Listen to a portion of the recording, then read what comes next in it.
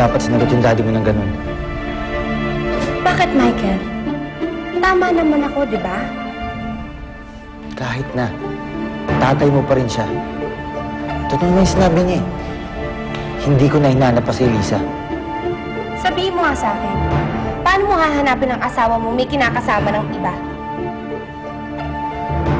Nagigilty pa rin ako na pinapalaki natin si Nina na hindi niya kilala si Elisa. Na ikaw yung tinuturing niyang ina.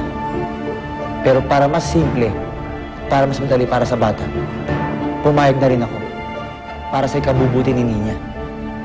Pero asiwa pa rin ako. Asiwa kang ginawa mo akong ina ng mga anak mo? Ha? How dare you? Sofia, hindi yun yung ibig ko sabihin. Minamahal ko si Nina. Like my own.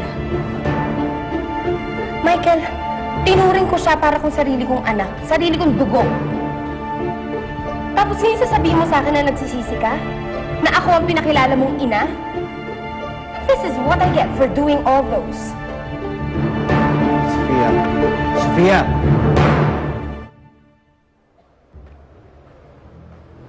Elisa, alam mong swerte mo, nabuksan ulit ang kaso mo. Ay, Loren, yan si Elisang maswerte sa abogado niya. Mantakay mo makakapag-hearing agad. Naku, alam mo to si Atty. Pogi. Lakas ang kapit, no? Hindi ko nga maintindihan eh. Tinatanong ko sa sarili ko kung bakit ako. Kamusta ang hearing? Well, it went really well, pare. Good. Very good.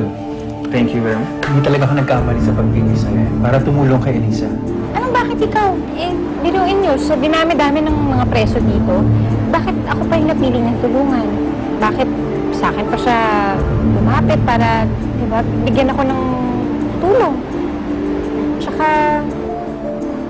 ano nang mapapala niya sa akin? Hindi ko nga maintindihan ko bakit eh.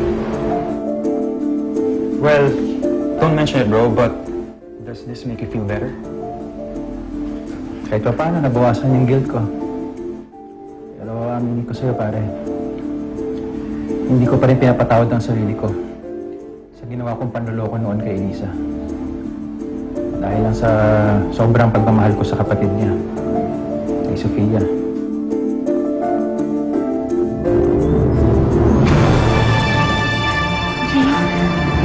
Elisa, this is it.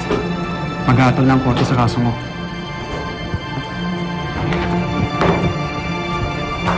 Huwag ka magsalita ng ganyan, baka mamaya hindi matuloy yung paglaya ko.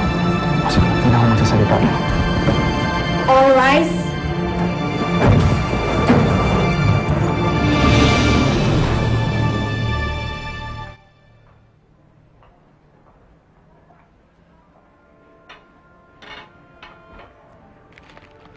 Sofia, ayoko na away.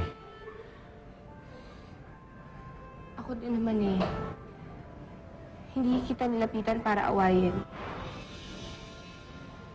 Michael, I'm here to say sorry. Sorry dahil inaaway kita.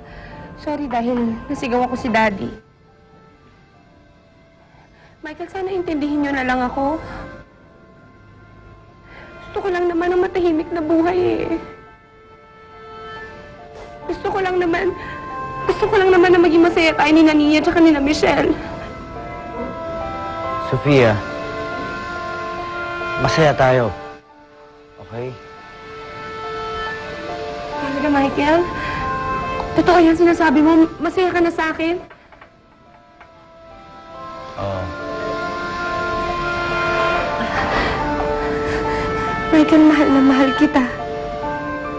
Kayo nila Michelle at nila Nina, mahal na mahal ko kayo. Hindi ko kayang mawala kayo sa akin.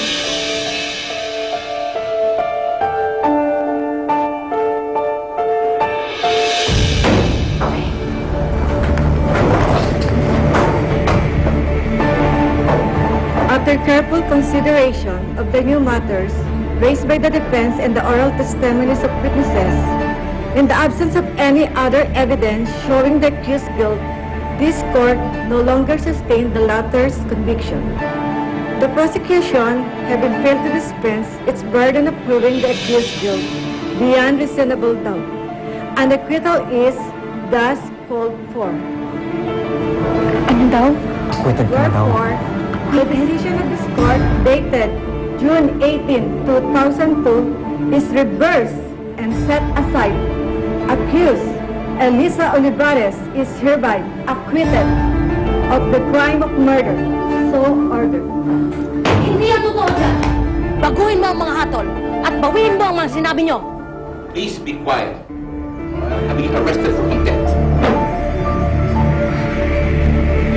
Lisa, eto na. Napawalang sala ka na. Sa wakas makakasama mo na pamilya mo ulit. Makakalaya na ako? Yes, Pwede na akong lumabas? pwede na. Congratulations.